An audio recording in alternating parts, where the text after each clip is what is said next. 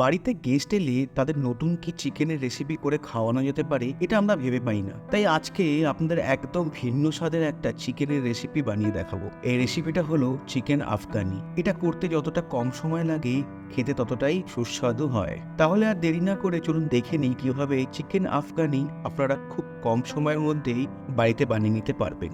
নমস্কার বন্ধুরা, welcome to tried and delicious. Chicken Afghani বানানোর জন্য প্রথমে আমি এখানে নিয়ে নিয়েছি 1 কিলো চিকেন ড্রামস্টিক। এই রেসিপিটা আমি চিকেন ড্রামস্টিক দিয়ে করে দেখাবো। আপনি চাইলে যে কোনো হাড়সহ মাংসের পিস দিয়ে বানিয়ে নিতে পারবেন, কিন্তু চেষ্টা করবেন চাপ বা থাইয়ের মাংস নেওয়ার। এখন এই মাংসগুলোকে হালকা স্লিট করে নেব। এই যে নিচে জয়েন্টের জায়গাটা আছে এটাকে ভালো করে কেটে নেব। এটা যদি আপনারা ভালো করে কেটে নেন তাহলে মাংসটা খুলে যাবে না, মাংসটা পুরো ইনট্যাক্ট থাকে। এইভাবে মাংসগুলোকে কেটে নিলে ম্যারিনেশনটা মাংসের ভেতরে খুব সুন্দরভাবে ঢুকে যায় আর মাংসটাও সেদ্ধ ভালো মতো হয়। এরপর এই মাংসগুলোকে ম্যারিনেট করে নেব এবং তার জন্য প্রথমে দিয়ে দেব স্বাদ মতো নুন। তারপর দেব 2 চা চামচ আদা রসুন বাটা আর সবশেষে দেব অর্ধেক পাতিলেবুর রস।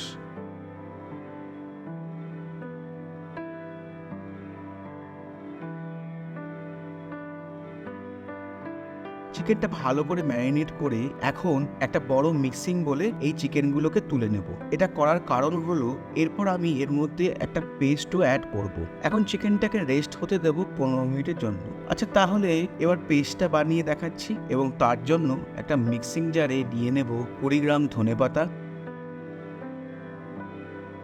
10 গ্রাম পুদিনা পাতা, 8 থেকে 10টা রসুনের কোয়া। এরপর একটা আধ ইঞ্চির আদাকে টুকরো করে দিয়ে দেব। তারপর দেব একটা টুকরো করে রাখা পেঁয়াজ, 8 থেকে 10টা কাজু বাদাম এবং সবশেষে দেব 6টা কাঁচা লঙ্কা। এরপর সামান্য জল দিয়ে ভালোভাবে পেস্টটা তৈরি করে নেব।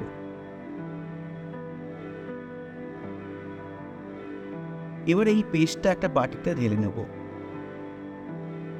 এখন এই বাটিতে দিয়ে দেব হাফ কাপ বা 125 ml টক দই আর রিচনেসের জন্য দিয়ে দেব হাফ কাপ বা 125 ml ফ্রেশ ক্রিম। এরপর এর মধ্যে দিয়ে দেব হাফ চা চামচ গোলমরিচ গুঁড়ো, তারপর দেব 1 চা চামচ গরম মশলা গুঁড়ো, হাফ চা চামচ চাট মশলা আর সবশেষে দেব 2 চা চামচ কাসুরি মেথি। কাসুরি মেথিটা দেওয়ার সময় একটু ভালো করে ক্রাশ করে নেবেন, এতে ফ্লেভারটা বেরিয়ে আসে। তারপর সবকটা উপকরণকে ভালোভাবে মিশিয়ে নেব। মেশানো হয়ে গেলে এখন এই মিশ্রণটা চিকেনের ওপর ঢেলে দেব। চিকেনটাকে আরেকবার ভালোভাবে এই মিশ্রণের সাথে কোট করে নেব। এখন এখানে দিয়ে দেব স্বাদ মতো নুন।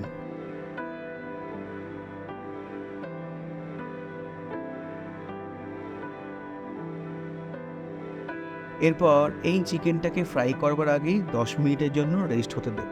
অন্যদিকে এখন গ্যাসের ফ্লেমে একটা গ্রিল প্যান বসিয়ে নেব। এবার এই প্যানের মধ্যে দিয়ে দেব 2 চা চামচ সাদা তেল। আপনাদের কাছে যদি গ্রিল প্যান না থাকে তাহলে নর্মাল ফ্রাইং প্যানও ব্যবহার করতে পারেন। তেলটা একটু গরম হয়ে গেলে এখন এর মধ্যে একে একে দিয়ে দেব আমাদের চিকেনগুলোকে। এরপর চিকেনগুলোকে ভালোভাবে গ্রিল করে নেব।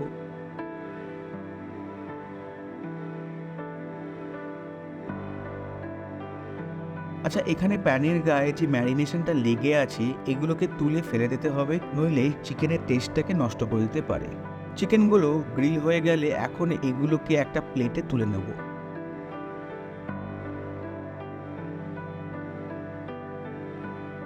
এরপর চিকেনের গ্রেভিটা বানিয়ে নেব এবং তার জন্য একটা ননস্টিক কড়াই গ্যাসের ফ্লেমে বসিয়ে তার মধ্যে দিয়ে দেব 2 চা চামচ সাদা তেল আর 25 গ্রাম বাটার। শুধু বাটার কখনই দেবেন না, তাতে বাটারটা জ্বলে যেতে পারে। এরপর বাটারটা গলে গেলে এর মধ্যে দিয়ে দেব চিকেন ম্যারিনেশনের পেস্টটাকে। এরপর বাটির গায়ে যে এক্সেস পেস্টটা লেগেছিল সেটাকেও জল দিয়ে গুলে কড়াইতে ঢেলে দেবো। এখন এই পেস্টটাকে একবার ভালো করে কষিয়ে নেব। কষানো হয়ে গেলে এখন এর মধ্যে দিয়ে দেব আমাদের গ্রিল করে রাখা চিকেনগুলোকে।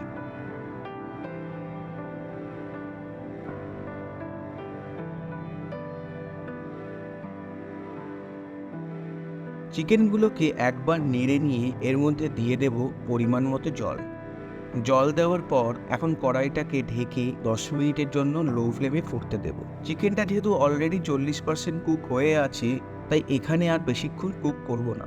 10 মিনিট পর ঢাকাটা খুললেই দেখতে পাবেন তেলটা ওপরে ভেসে উঠেছে, তার মানে আমাদের চিকেন ভালোভাবে কুক হয়ে গেছে। এখন গ্যাসের ফ্লেমটা বন্ধ করে দেব আর গ্রেভির ওপরে অল্প কুচনো ধনেপাতা ছড়িয়ে দেব। ব্যাস রেডি হয়ে গেল আমাদের চিকেন আফগানি।